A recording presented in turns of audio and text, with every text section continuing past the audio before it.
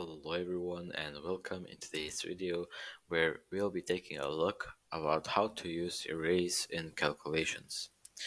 In order to use arrays in calculations, first of all we need to have our own array. A array with 5 elements, and let's set them equal to 1, 2, 3, 4, 5. Perfect.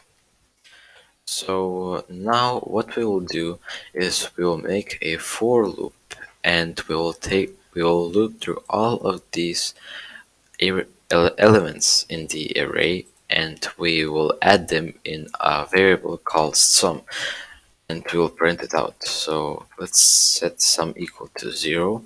And if you're wondering, but in your previous videos you have set variables like this, you only declared them. Yeah, but we need to set to 0 as we add the numbers, the values or calculations we made, and we store them. So it needs to start from 0. It needs to have a value. So now let's make the for loop. Int x equals 0 as always, and if x is smaller than 5 or smaller or equal than 4, make increment x by 1. So right now, what are we going to do? Simply let me just code this out. Sum plus equal array x. So we're adding the numbers to the sum, and when we loop again, we add the next number to the old value. So we are just going forward and backwards, because if we don't do this, we will have a problem because it won't remember the old data. For example, we would add 1, but when we loop again, 1 won't be there. Sum will be again equal to 0. You know what I'm saying? And it won't sum up all the elements from the array. So we need to do it alone.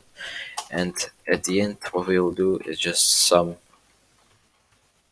9. We're going to print the sum of the elements of the array that we calculated. So let's run our program.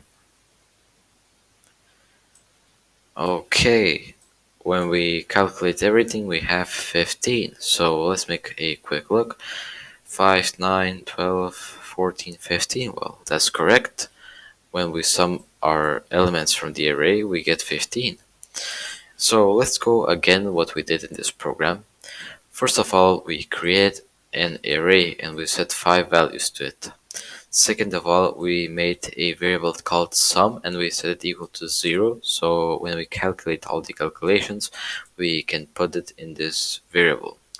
Next up, we made a for loop that started from 0 and ended when the variable was equal than 4, and we incremented each time we looped.